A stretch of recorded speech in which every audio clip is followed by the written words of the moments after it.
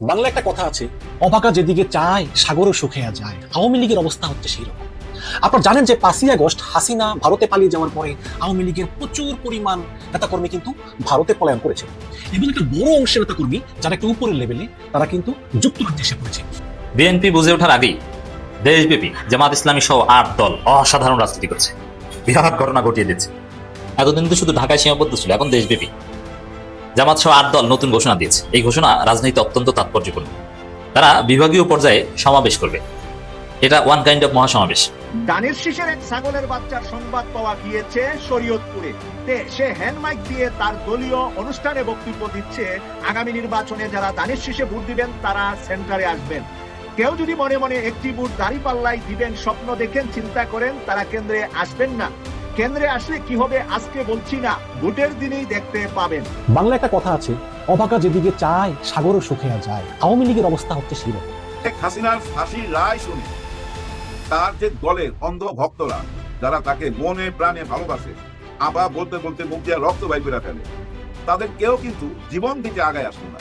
আমার মায়ের জীবন বাঁচানোয় মোদী সরকারের প্রতি চিরকৃতজ্ঞ।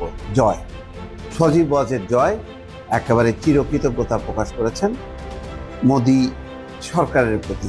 বলে যে আমরা সংসদে গিয়ে ঠিক করব, আমরা সংসদে যাচ্ছেন কিভাবে? আসসালামু আলাইকুম দর্শক, নতুন একটি খবরে আপনাদের সবাইকে স্বাগতম। আশা করছি আপনারা ভিডিওর শুরুটা দেখেই বুঝতে পেরেছেন আজকের নিউজটা ঠিক কতটা গুরুত্বপূর্ণ হতে চলেছে এবং ঠিক কোন দিকটাকে ইঙ্গিত করছে। তাই বলবো দর্শক, যারা ভিডিওটি দেখতে শুরু করেছেন তারা অবশ্যই নিউজটি না টেনে সম্পূর্ণ মনোযোগ সহকারে দেখবেন, তাহলে এই বিষয় সম্পর্কে আসল তথ্যগুলো জানতে বা বুঝতে পারবেন। তো প্রিয় দর্শক, আমি আর কথা বাড়াবো না। ভিডিওর শুরুতে আপনাদের যেই ভিডিওগুলোর অংশবিশেষ দেখিয়ে শুরু করেছিলাম সেই ভিডিওগুলোর বিস্তারিত আলোচনা দেখব। তবে তার আগে অনুরোধ, যারা এখনও চ্যানেলটি সাবস্ক্রাইব করেননি সকলে চ্যানেলটি সাবস্ক্রাইব করে পাশে থাকা বেল আইকন বাজিয়ে দিন, আর যারা ইতিমধ্যে সাবস্ক্রাইব করে রেখেছেন তাদেরকে অসংখ্য ধন্যবাদ। প্রিয় দর্শক, চলুন একটি লাইক দিয়ে আমরা ধারাবাহিকভাবে সবগুলো ভিডিওর বিস্তারিত আলোচনা দেখে আসি। বিশেষ করে মন্ত্রী, এমপি, এদের তো কূটনৈতিক পাসপোর্ট ছিলই, তো এরা বর্ডার ক্রস করে ভারতে পালিয়ে ভারত থেকে আবার তারা এসে পড়েছে যুক্তরাজ্যে। তো যুক্তরাজ্যে তারা বিভিন্ন কার্যক্রম করতেছে, আওয়ামী লীগের বিভিন্ন মানববন্ধন, মিছিল, মিটিং এগুলো নিয়মিত করতেছে, এই সরকারের বিরুদ্ধে, বিএনপির বিরুদ্ধে এগুলো করতেছে। যখন এই শেখ হাসিনার মামলার রায় হলো এবং শেখ হাসিনাকে মৃত্যুদণ্ড দিল আন্তর্জাতিক অপরাধ ট্রাইব্যুনাল, তখন তাৎক্ষণিক হোয়াইট চ্যাপেল এলাকায় একটা মিছিল বের করলো আওয়ামী লীগের নেতাকর্মীরা। এবং যারা জানেন তা তো জানেনি, যারা জানেন না তাদেরকে বলি যে হোয়াইট চ্যাপেল হচ্ছে ইউকের একটি বাঙালি অধ্যুষিত এলাকা। ওই এলাকায় গেলে আপনি বুঝতেই পারবেন না যে এটা যুক্তরাজ্য। সব জায়গায় বাংলাদেশি মানুষ, বাংলাদেশি দোকানপাট, বাংলাদেশি গান বাজনা, বাংলাদেশি কথাবার্তা, ইংলিশের কোনো ছোঁয়া কিচ্ছু নাই। একদম পুরো একটি বাংলাদেশি পরিবেশ, বাংলাদেশি খাবার দাবার, বাংলাদেশি পোশাক, সবকিছু মানে পুরো একটা বাংলাদেশ। এটার নাম হচ্ছে হোয়াইট চ্যাপেল। তো সেই হোয়াইট চ্যাপেলের পাশে হচ্ছে আবার আলতাবালি পার্ক, আলতাবালি পার্কের শহীদ মিনার। তো সেই হোয়াইট চ্যাপেল এলাকার রাস্তার নাম হচ্ছে হোয়াইট চ্যাপেল রোড। তো এই হোয়াইট চ্যাপেল রোড দিয়ে আওয়ামী লীগ একটি বিশাল একটি প্রতিবাদ মিছিল বের করে, এবং মিছিল বের করার পরে এই মিছিলটি শেষ হয় আলতাবালি পার্কে, এবং সেখানে আলতাবালি পার্কে যুক্তরাজ্যে পলাতক আওয়ামী নেতৃবৃন্দ তারা একটি সংক্ষিপ্ত বক্তব্য রাখেন সবাই। সেখানে বিভিন্ন আওয়ামী লীগের প্রেসিডেন্ট সদস্যরা ছিলেন, আবার সিলেটের পলাতক মেয়র আনোয়ারুজ্জামান ছিলেন, তারা বক্তব্য রাখেন। তো এটাকে কিন্তু ভালোভাবে নেয়নি একজন ব্রিটিশ রাজনীতিবিদ, তার নাম হচ্ছে টমি রবিনসন। এই টমি রবিনসন কিন্তু খুবই প্রভাবশালী একজন রাজনীতিবিদ, বিশেষ করে এই বর্তমানে। তিনি ফার রাইট, যারা মনে করে এই যুক্তরাজ্যে সকল নষ্টের গোড়া হচ্ছে এই বাইরে থেকে আসা ইমিগ্রান্ট অভিবাসীরা, এবং তার টার্গেটই হচ্ছে তিনি এই যুক্তরাজ্য থেকে অভিবাসীদের বিতাড়িত করবেন। এবং মাসখানেক আগে তিনি এই অভিবাসনের বিরুদ্ধে একটা বিক্ষোভের ডাক দিয়েছিলেন, এবং তার সেই বিক্ষোভে প্রায় 3 লক্ষ মানুষ লন্ডনে সমবেত হয়েছিল। এবং আমাদের ইউকে কিন্তু জনসংখ্যা মাত্র 6 কোটি। 6 কোটি মানুষের দেশে 3 লক্ষ মানুষ লন্ডনে এসেছিল তার ডাকে। এবং সেই মিটিং এ অনলাইনের মাধ্যমে টেসলার মালিক, স্টারলিংকের মালিক ইলন মাস্ক তিনি বক্তব্য দিয়েছেন, পোল্যান্ডের প্রেসিডেন্ট বক্তব্য দিয়েছেন, এবং ইলন মাস্ক বলেছেন যে যুক্তরাজ্য শেষ হয়ে যাচ্ছে, যুক্তরাজ্যকে অভিবাসীরা নিয়ে নিচ্ছে, কাজে এখনই সময় এই যুক্তরাজ্যকে ফিরে পেতে হবে ইংরেজদের, যাদের দেশ যুক্তরাজ্য তাদেরকেই এই দেশ ফিরে পেতে হবে। কাজে খুবই কট্টরপন্থী। এবং এই উইকিপিডিয়াতে টমি রবিনসনের বিষয়ে বলা আছে যে Tommy Robinson is a British anti Islam campaigner and one of the UK's most prominent far-right activists. Robinson was a member of British National Party BNP, a British fascist political party. He is a joint vice chairman of British Freedom Party and he is a co-founded English Defence League. এবং এদের নেতা হচ্ছে Nigel ফরাশ। Nigel ফরাশ হচ্ছে reform পার্টির প্রধান। এবং সাম্প্রতিক সকল জরিপে উঠে এসেছে যে এই নাইজেল ফরাসি হচ্ছেন পরবর্তী প্রধানমন্ত্রী, এবং ধারণা করা হয় যে এই নাইজেল ফরাস যদি যুক্তরাজ্যের প্রধানমন্ত্রী হতে পারে তাহলে অভিবাসীদের কপালে দুঃখ আছে, তিনি প্রচুর অভিবাসীদেরকে দেশ থেকে বের করে দিবেন। কারণ তারা এই অভিবাসন বিরোধী একটি গোষ্ঠী, যারা মনে করে যে আসলে এই যুক্তরাজ্য ইংরেজদের হাতছাড়া হয়ে যাচ্ছে, এখানে অভিবাসী দিন বাড়তেছে, কাজে এটা বন্ধ করতে হবে। তো এমন অবস্থায় এই টমি রবিনসনের আওয়ামী লীগকে নিয়ে একটি পোস্ট খুবই গুরুত্বপূর্ণ, এবং এই যে এই আওয়ামী লীগ শেখ হাসিনার বিরুদ্ধে যে মৃত্যুদণ্ড দেওয়া হলো, এই মৃত্যুদণ্ডের প্রতিবাদ তারা যে তাৎক্ষণিক একটা মিছিল বের করলো, প্রতিবাদ মিছিল এই হোয়াইটচ্যাপেল রোড ধরে, এটাতে ব্যাপক খেপেছেন টমি রবিনসন। তিনি একটা পোস্ট করেছেন টুইটারে, সেখানে তিনি লিখেছেন Bangladesh is field the street of tower helmets, মানে হোয়াইটচ্যাপেল এলাকার পৌরসভা হচ্ছে tower helmets, again yesterday afternoon to protest against the death penalty verdict handed to Sheikh Hasina. Round them up and deport them to Bangladesh if they care so much. Sick of foreign creep on our street. খুবই strong voice, এবং এই আওয়ামী লীগের মিছিলের একটা video তিনি post করেছেন। আমরা একটু সেই ভিডিওটা একটু দেখি।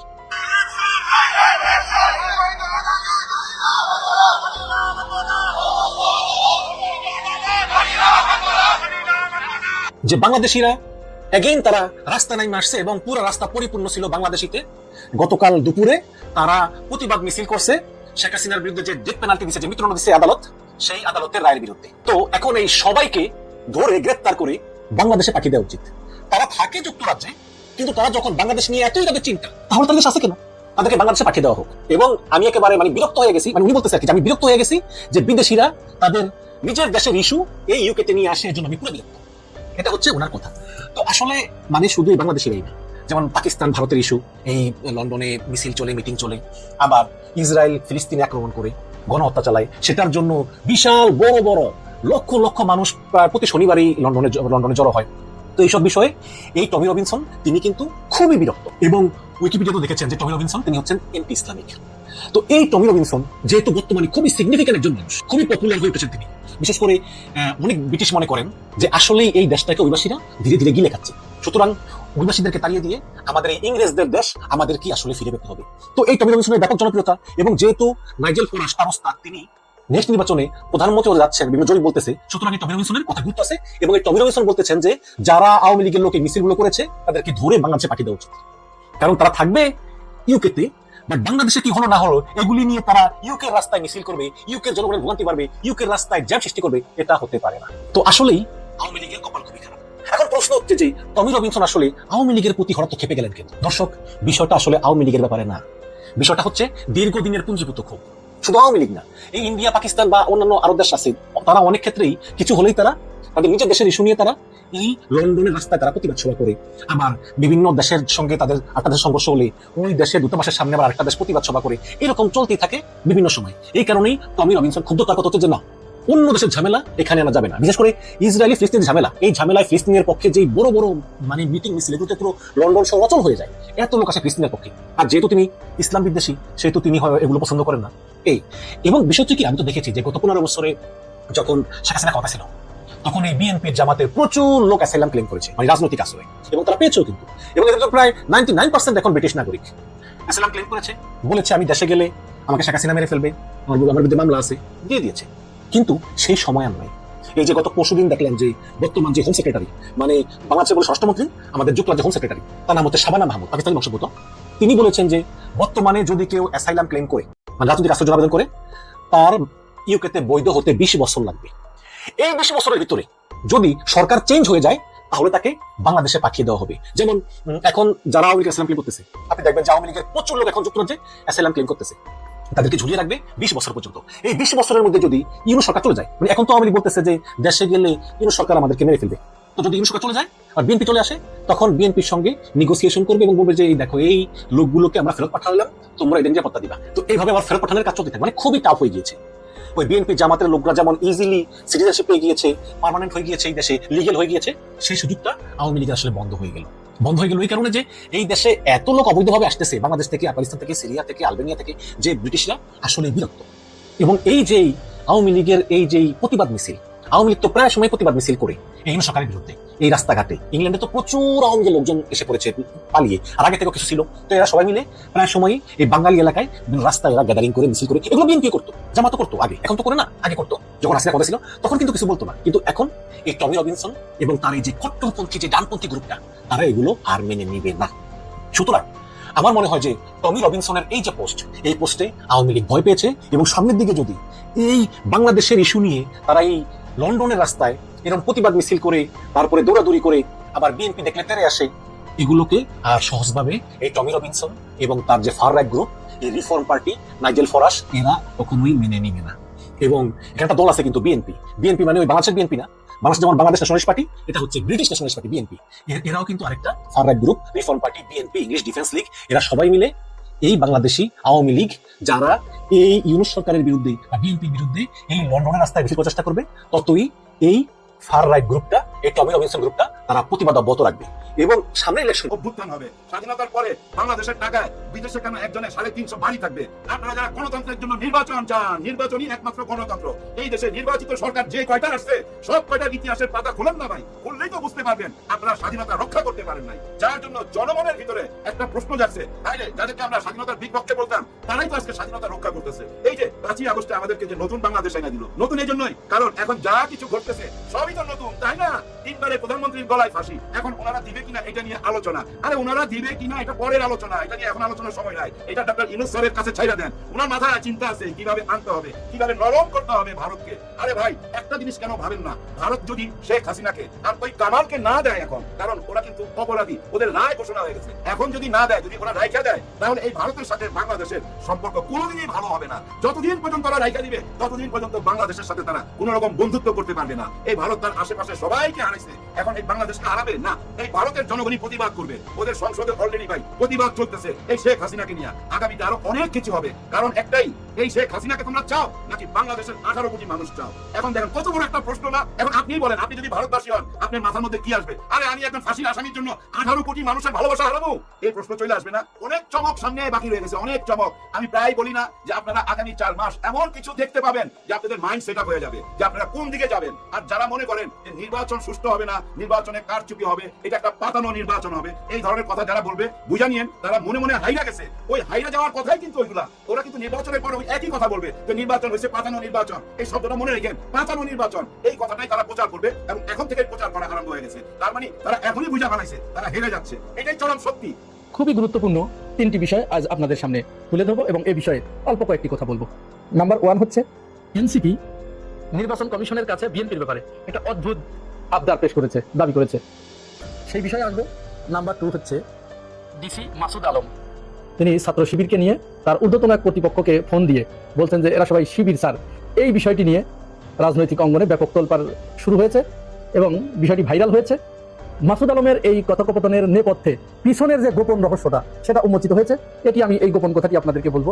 আর সর্বশেষ যমুনা টিভির টকশোতে গিয়ে শিশির মনির এবং বিএনপির যে বর্তমান প্রধান বুদ্ধিজীবী কিভাবে ধরা খেয়ে তিনি জীবনে আর টকশোতে যাবেন না, এই ধরনের একটা নাকে খত দেওয়ার মতো অবস্থা তৈরি হয়েছে। এই 3টি বিষয়ে সংক্ষেপে ছোট ছোট করে বলবো। প্রথমেই তাহলে আমরা চলুন একটু এনসিপির এই বিষয়টি শুনে নিই।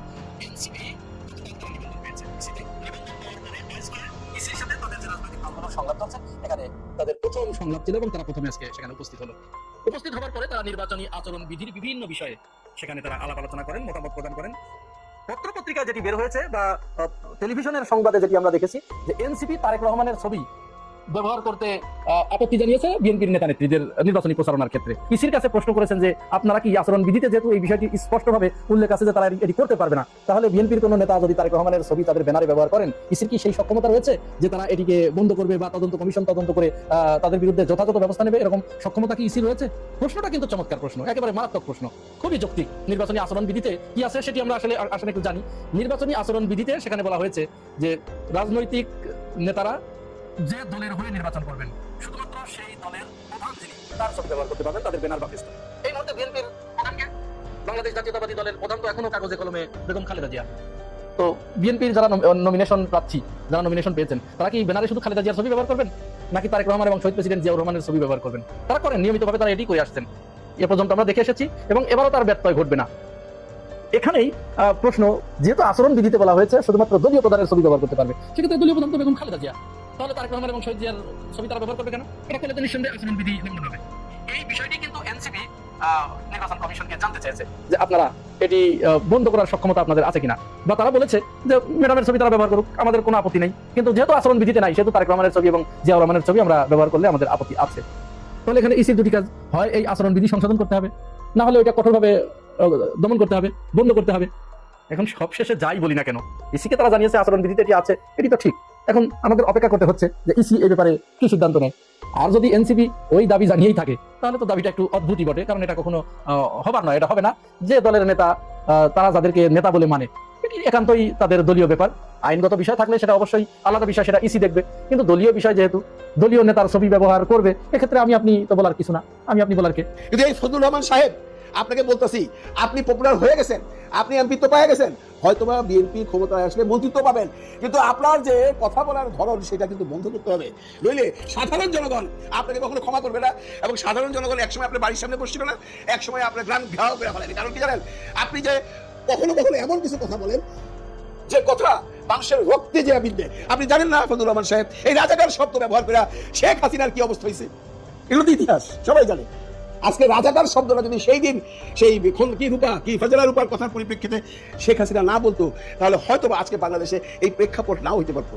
সেই শব্দটাকে নিয়ে আপনি এখনো বিভিন্ন জায়গায় বিভিন্নভাবে এর অশুভ ব্যক্তি করে, অশুভ উক্তি করে মানুষের এমন করে অপমান করছেন যে রাজাকার এবং মোল্লা মুসল্লি এবং দাড়ি টুপি যারা পরে তারা সব বাজে মানুষ, তারা সব উচ্ছিষ্ট মানুষ, তারা সব এই সমাজে থাকার অনুপযুক্ত মানুষ। কেন ভাই, কেন? আমাকে একটু বুঝাইবেন আপনি কেন এগুলো শুরু করছেন? আপনি এখন এমপি হবেন, আপনি ভাবছেন এগুলো বললে আওয়ামী লীগের ভোট যা আছে সব আপনার ঘরে ঢুকে যাবে? না, ওখানে আওয়ামী লীগের কিন্তু আরো প্রার্থী আছে। আপনি জানেন আপনার এলাকায় যে উপজেলার চেয়ারম্যান আছে, সিরিয়ালে থাকতো কি এক নাম কাজী নাকি নাম উনি সিলেকশন করতে আপনার সাথে পাস করবে না ফেল করে যায় না, আপনি তো ধানের শেষে করবেন, উনি হয়তো অন্য একটা স্বতন্ত্রতা করবে। আপনি যেন ভালো কম্পিটিটর উনি, কারণ উনিও আওয়ামী লীগ করে, আপনি তো আওয়ামী লীগ করেন না, আপনি তো করেন বিএনপি। এখন বিএনপিকে আমি বলতেছি, বিএনপি উচ্চ বলে বলতেছি, ফজলুর রহমান সাহেবের মুখে লাগাম দেন। শেখ হাসিনার এই মামলার পর, এই রায়ের পর উনি যে কথাটা বলছেন, এটা কিন্তু সমাজের মানুষ ভালোভাবে নেয় নাই। উনি কি বলছেন? উনি বলছেন বিএনপি যদি ক্ষমতায় আসে তাহলে এই যে ক্যাঙ্গারু কোর্ট বলতে যেটা বোঝাইছেন উনি, এটা নাকি এখন ক্যাঙ্গারু কোর্ট, এটা নাকি তখন একটা রিয়েল কোর্ট ছিল যখন হাসিনা করছিল, এখন এটা ক্যাঙ্গারু কোর্ট। এই ক্যাঙ্গারু কোর্ট তারা অ্যাবলিশ করে দিবে, তার মানে ক্যাঙ্গারু কোর্ট যদি না থাকে কোর্টে রায়ও থাকবে না, তার মানে হাসিনার এই রায় তারা উঠাই নিয়ে যাবে। জানি কি তোমার কিছুদিন আগে ফখরুল ইসলাম আলমগীর সাহেব দিয়ে আসছেন, বলে নাই স্বাধীনভাবে যে আমরা যদি ক্ষমতায় আসি তাহলে আওয়ামী লীগের যত মামলা মোকদ্দমা আছে সব তুলে দেবো। এই সমস্ত কথা যে আপনারা বলতেছেন, আমি বিএনপির উচ্চ মহলে অনুরোধ করে বলতেছি, বিশেষ করে তারেক রহমান সাহেবকে এদের মুখে লাগাম দিতে বলেন। এরা যদি মুখে লাগাম না দেয় তাহলে বিএনপি যে আশা সরকার গঠন করবেন সেই ঘুরে বাড়ি হবে। কারণ ফজলুর রহমান সাহেব যেভাবে যে কথাগুলো বলেন, আগেও বলছেন, তাই কোন কারণে আপনারা ক্ষমতায় আবার আনছেন বা ক্ষমতায় নিয়ে যেতে চান, এমপিত্ব দেওয়ার জন্য তাকে নমিনেশন দিচ্ছেন, আমরা জানি না। হয়তো আপনাদের ভিতরে কোনো ক্যালকুলেশন আছেন।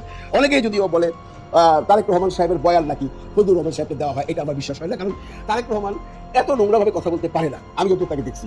সে এত খারাপ হতে পারে না যে সে বলবে যে আওয়ামী লীগের এই বিচার যেভাবেই হোক আমরা ক্ষমতায় আসলে আমরা এটা মানি না, এটা তারেক রহমানের ভাষণ না। যদি অনেকে বলতেছেন তারেক রহমানের ভাষণ না, বলেন মিয়া, তারেক রহমানের তো কোনো রিয়াকশন দেখলাম না। এই যে এত বড় ঘটনাটা ঘটলো, উনি তো ন্যাচারালি ফেসবুকে স্ট্যাটাস দেন রেগুলার। ওই হাসিনার ব্যাপারে তো কোনো স্ট্যাটাস উনি দেন নাই। উনি আপনার যে কোনো ব্যাপারে স্ট্যাটাস দেন, আপনারা দেখছেন সে অস্ট্রেলিয়ান প্রতিনিধি দলের সাথে দেখা করছেন, সেটা নিয়ে স্ট্যাটাস দিতেছেন প্রতি মুহূর্তেই। যে কোনো ঘটনায় যখন ঘটতেছে দেশে উনি স্ট্যাটাস দিচ্ছেন। ইভেন কি বাংলাদেশে যে জিতলো কালকে খেলায় সেটা নিয়ে উনি স্ট্যাটাস দিচ্ছেন। কিন্তু ভাই কই আপনি তারেক রহমান তো শেখ হাসিনার এই রায়ের পরে কোনো স্ট্যাটাস দিল না। এ অনেকে বলে, হ্যাঁ আসলে একদম খারাপ বলে না। আমার মনে হয় এখানে তারেক রহমানের একটা হিসাব অন্যরকম আছে, যে তারা এই মুহূর্তে শেখ হাসিনার দল বা আওয়ামী লীগের যারা আছেন তাদেরকে খেপাইতে চায় না। সে হয়তো চিন্তা করে যে আমি যদি এখন হাসিনার বিরুদ্ধে কোনো কথা বলি তাহলে আওয়ামী লীগের ভোটগুলো পাবো না। এখন আওয়ামী লীগের ভোট উনি পাবেন কি পাবেন না সেটা তো পরে আলোচনা। কিন্তু আওয়ামী লীগের ছাড়াও বাংলাদেশে বিএনপির অনেক ভোট আছে যারা বিএনপি করে আওয়ামী লীগকে পছন্দ করে না, তাদের ভোটগুলো কি হবে? তারেক রহমান সাহেব, এই ফজলুর রহমান সাহেব এইভাবে যদি কথা বলতেই থাকে তো তাদের ভোটগুলো তো চলে যাবো। আপনাদের অনুরোধ করতেছি বিবেচনা করেন, আইদার ফজলুর রহমান সাহেবের মুখে তালা মারেন অথবা নমিনেশন ক্যান্সেল করেন, নাহলে বিএনপির কপালে যে দুঃখ আসতেছে তার জন্য কিন্তু আপনাদেরকে কাঁদতে হবে, আমরা কেউ কাঁদবো না। লাস্টে যাওয়ার সময় তারেক রহমান সাহেবের একটা ছোট্ট বুদ্ধি দিয়ে যায়, একটা পরামর্শ দিয়ে যায়। এই পরামর্শটা হয়তো আপনার কাজে লাগবে। আপনি হয়তো জানেন কিনা জানি না যে শীত আসলে কিছু মানুষের এমন হয়, এটা শীতের জন্য হয়। এই শীতটাকে আপনারা পার করেন, কারণ ফজলুর রহমান সাহেব এখন শীত পড়ছে তো এখন অনেক উল্টাপাল্টা কথাবার্তা বলবে। এই শীতটাকে পার করেন, কথাটা মনে রেখেন, ফেব্রুয়ারি পর্যন্ত কিন্তু শীত থাকবে। এই পর্যন্ত যদি সে কথা বলতেই থাকে তাহলে আপনাদের কি হবে সেটা আপনারা একবার ভাইবা দেখেন। সুতরাং এই ফেব্রুয়ারি পর্যন্ত যতদিন শীত থাকে উনারে একটু ঠান্ডা রাখেন। প্রফেসর ইউনূসের প্রত্যাশা আর জামাত ইসলামের এই সুনির্দিষ্ট দাবি মিলে যাচ্ছে। এটা একটা বিরাট সুখবর, নতুন ইতিহাস সৃষ্টি হবে। আগামী ফেব্রুয়ারিতে ইতিহাসের শ্রেষ্ঠ নির্বাচন হবে। পরিস্থিতি ধীরে ধীরে সেদিকে যাচ্ছে।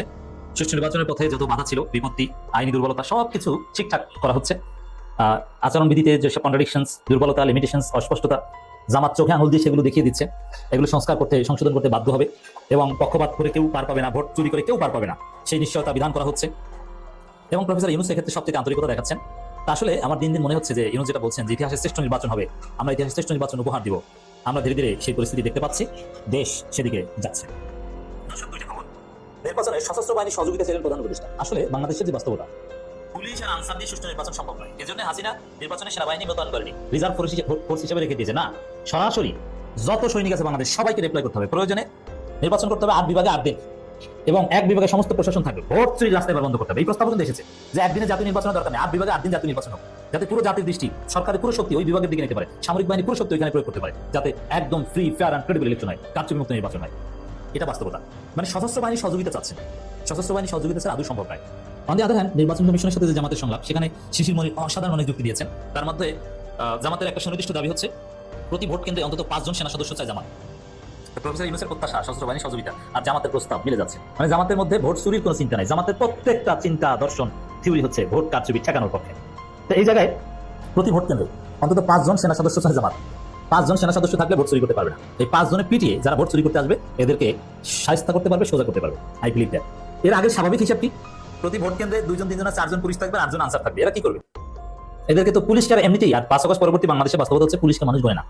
আবার পুলিশের পোশাক নতুন, চিনতেও কষ্ট হবে। পুলিশের পোশাক অত্যন্ত স্মার্ট, যুক্তরাষ্ট্রের মতো, সৌদি আরবের মতো, সব ঠিক আছে, কিন্তু বাংলাদেশের মানুষের পারসেপশন তৈরি হতে সময় লাগে। বাংলাদেশের মানুষ এগুলো তো বুঝে নাই, এই কালারের গুরুত্ব বুঝে না। হ্যাঁ, বুঝবে একটা পর্যায়ে, তারা এখন মনে করে সিকিউরিটি গার্ড। এই জন্য শুধু পুলিশ আনসার দিয়ে সুষ্ঠু নির্বাচন সম্ভব। জামাতের এই দাবি মানতেই হবে, আমরা বিশ্বাস করি প্রফেসর ইউনূস এটা করবেন। যদি এটা করা হয় সবচেয়ে ভালো হয়।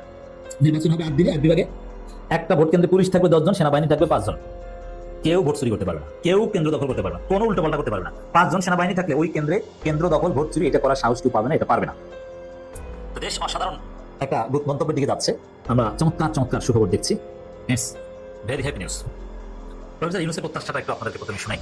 অন্তর্বর্তী সরকারের প্রধান উপদেষ্টা অধ্যাপক ডক্টর মোহাম্মদ ইউনূস বলেছেন, আগামী ফেব্রুয়ারিতে জাতীয় সংসদ নির্বাচন শান্তিপূর্ণ উৎসব মুখর করতে সশস্ত্র বাহিনীর সহযোগিতা দরকার। মিরপুর সেনাবাহিনী ডিফেন্স সার্ভিস কমান্ড ও স্টাফ কলেজ অডিটোরিয়ামে আয়োজিত কোর্স 2025 গ্রাজুয়েশন সনদ বিতরণ অনুষ্ঠানে তিনি কথা বলেন।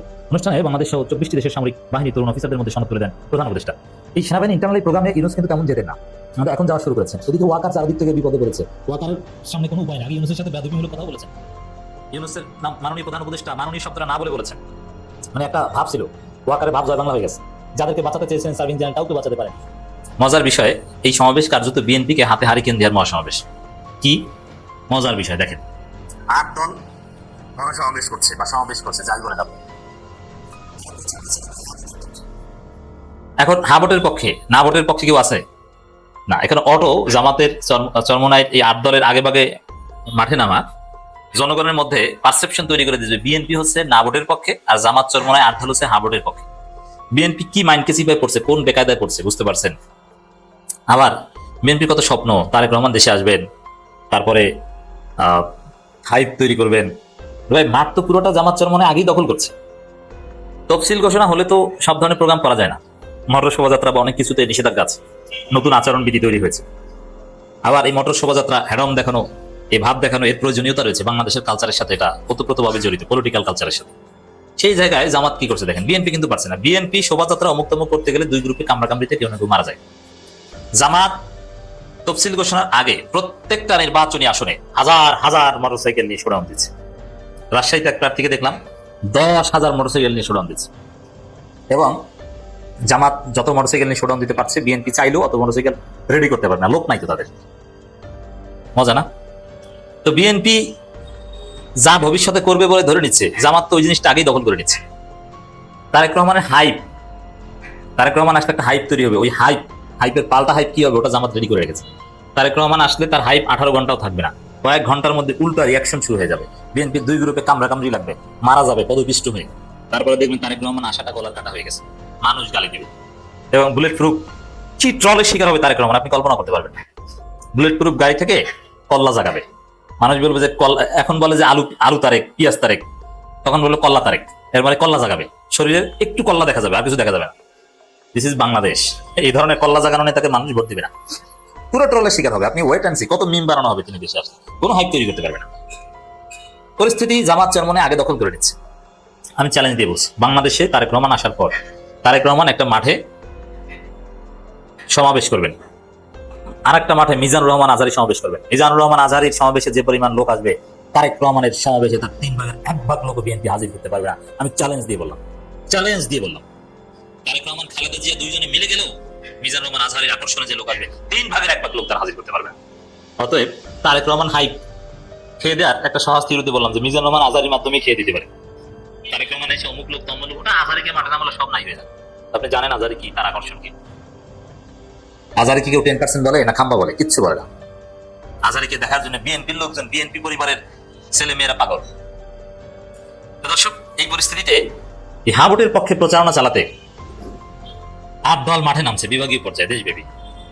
এটা অটোমেটিক্যালি বিএনপিকে না ভোটের পক্ষে ঠেলে দিবে, পারসেপশন তৈরি করবে। বিএনপি অলরেডি তো জয়নুল আবেদিন ফারুক বলে ফেলেছেন যে না ভোট দিব, না ভোট দিতে আহ্বান জানিয়েছেন। এই এক জয়নুল আবেদিন ফারুকের এই বক্তব্য এটা কাটিয়ে বিএনপি উঠতে পারবে বলে মনে হচ্ছে না, এবং এটাই কাজে লাগাচ্ছে জামাত চরমনায় 8 দল। তারা এটা বলবে যে তারা তো না ভোটের পক্ষে, না ভোট বিএনপি, ওটা দিবেন না, হা ভোট জামাত চরমনায় ওইটা দিবেন। হা ভোট দাঁড়িয়ে লাত পাকা, মজা না? কিন্তু বিএনপি কেমন বেকায়দায় পড়েছে বুঝতে পারছেন। পরাজিতদের এরকমই হয়। আন্দোলনরত 8 দলের লিয়াজু কমিটির বৈঠকে কর্মসূচি ঘোষণা, যে কর্মসূচি দিয়েছে এটা ওয়ান কাইন্ড অফ নির্বাচনী প্রচারণা, জোটগত নির্বাচনী প্রচারণা শুরু বলা যায়।